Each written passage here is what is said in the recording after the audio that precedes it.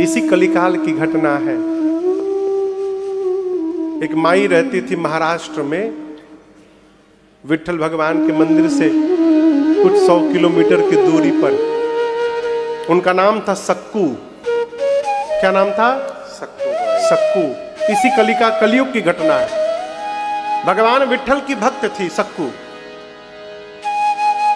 और दैव संयोग कहिए उसको ऐसा ही परिवार मिल गया। उसके सास ससुर और उसका पति मानिए राक्षस थे। राक्षस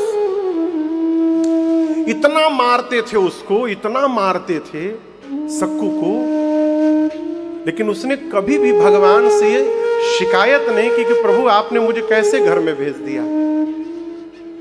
कहती थी मेरे किसी जन्म का परिणाम होगा कर्म का कि ऐसा घर मिला। भगवान का नाम जपती थी, मार खाती थी, सब काम करती थी। तो भगवान विट्ठल की साल में एक बार यात्रा निकलती है। महात्मा लोग पैदल जाते सैकड़ों किलोमीटर उनका दर्शन करने के लिए। एक बार सक्कू जल का मटका लेके नदी में गई पानी भरने, तब तक महात्मा विट्ठल विट्ठल गाते जा रहे थे। अब सक्कू बाई सोची कि ऐसा अवसर अब जीवन में मिलेगा नहीं।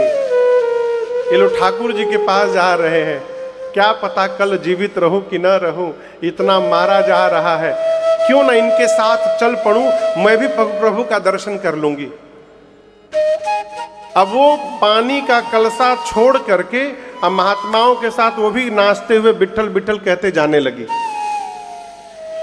तब तक हर गांव में ना 2-3 खुराफाती लोग होते हैं। उनका काम है आग लगाना हर घर में। उसे 2 लोगों ने देख लिया सक्कू को जाते हुए। जाके उसकी सास ससुर से बोला कि तुम्हारी बहू तो गई, साधु हो गई विट्ठल भगवान के दर्शन के लिए पंढरपुर गई। अब तो सास ससुर दौड़े, उसका पति दौड़ा, पकड़ के उसको लाए। इतना मारे उसको, इतना मारे, उसका पति मार मार के उसका पांव तोड़ दिया। और इस पर भी मन नहीं भरा तो एक कमरे में ले जाकर खंभे से बांध दिया और गेट बंद कर दिया। कहा यही मर तू। पहली बार सक्कू ने कन्हैया से कहा प्रभु क्या मैंने इतने पाप किए हैं कि आज आपके दर्शन से भी मैं वंचित रह गई प्रभु। ये कहानी नहीं है, ये सत्य घटना है, भक्तमाल की कथा है। जब सक्कू रोई पहली बार भगवान का नाम लेकर, तो श्री द्वारिकाधीश भगवान श्री कृष्ण मां से बोले, रुक्मिणी मैया से, कि मैं जा रहा हूं एक भक्त के पास, आने में कुछ दिन समय लग जाएगा, इसलिए प्रतीक्षा मत करिएगा। भगवान आए और भगवान को कौन रोक सकता है, सीधे उसके घर में प्रकट हो गए। स्त्री का रूप बना के सखी का प्रकट हो गए। बोले सक्कू, और वो तो बेहोश थी, आंख खोली, पूछी तुम कौन हो? तो बोले मैं तेरी सखी हूं। तो तुमको तो मैं नहीं जानती। तो जानेगी कैसे, जहां तू पानी भरती वहां मैं भी भरती हूं। तू तो केवल विट्ठल विट्ठल में पागल रहती है, तुझे पता रहता है अगल बगल कौन है तेरे, मैं रोज तेरे साथ पानी भरती हूं।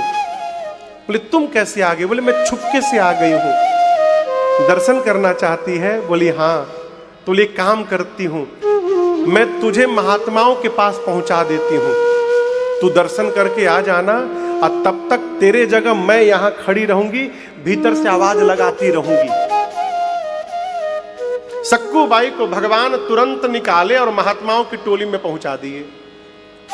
और इतना ही नहीं, सक्कू बाई का रूप बना के आज भगवान कृष्ण उस खंबे से बंध गए।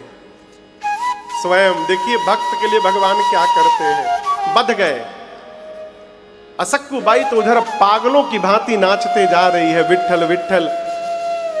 इधर 1-2 दिन बाद उसके पति को थोड़ी दया आई। गेट खोला तो सामने बधे तो भगवान थे, वो समझा कि मेरी पत्नी है। आकर बोला कि और जाएगी दर्शन करने विट्ठल का?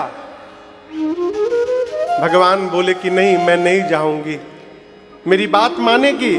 सब बात मानूंगी। तो वो जो बंधन था खोला। अब बोला जा मेरे लिए कुछ बना के ला। भगवान उसके लिए भोजन बनाए, भोजन बना के खिलाए और जब भगवान के हाथ का बना हुआ वो भोजन पाया तो उसकी तो मति घूम गई। बोला अरे इतना स्वादिष्ट तो मैंने जीवन में कोई भोजन नहीं खाया, कैसे बनाई तू?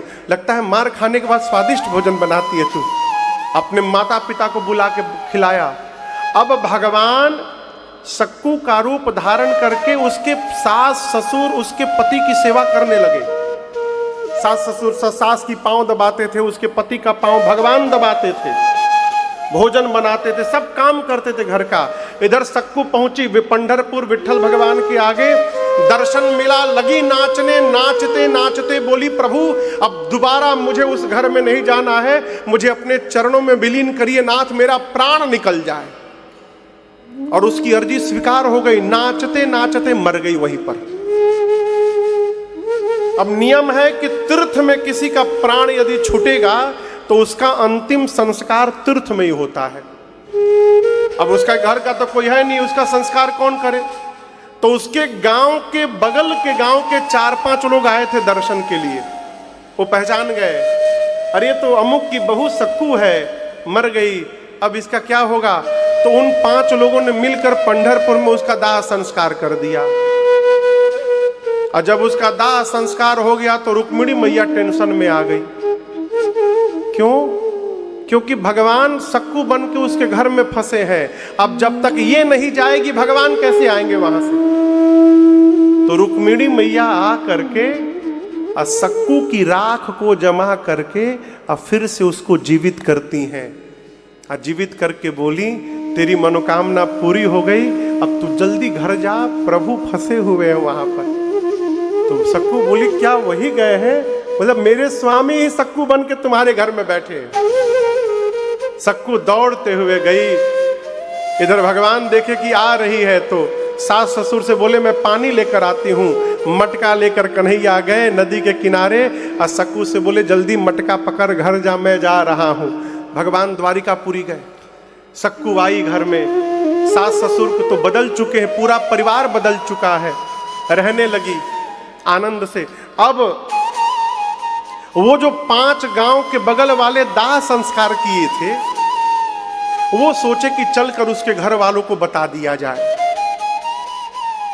है तो बड़े दुष्ट, वो कुछ करेंगे नहीं लेकिन बता देना फर्ज है। आए दरवाजे पर बैठे और आकर उसकी सास ससुर से बोले बहुत दुखद समाचार है। ससुर पूछा क्या हुआ? आपकी बहू मर गई, हम लोग उसका दाह संस्कार कर दिए। ससुर बोला भांग खा के आए हो क्या? मेरी बहू मर गई, मेरी बहू भीतर बैठी है। बोले कहाँ बैठी? हम जला कर आए हैं उसको। आवाज लगाए सक्कू। सक्कू भाई घर से बाहर निकली। वो 5 चिल्ला पड़े भूत। वो बोली मैं भूत नहीं हूं। और उसने पूरी कहानी सुनाई। उसके सास ससुर ने उसके पांव पकड़ लिए, कहे हम लोग तुझे इतना अत्याचार किए तेरे पर, लेकिन तू भक्त है और तेरी शरण में रहने के कारण हम जैसे अधमों को भी भगवान का दर्शन प्राप्त हो गया और हम कृतार्थ हो गए। इसी कलयुग की घटना है। ये क्या है? जो प्रेम गली में आए नहीं वो प्रियतम का ठिकाना क्या जाने। भगवान मैया के साथ और भैया लक्ष्मण के साथ चित्रकूट में वास करते हैं।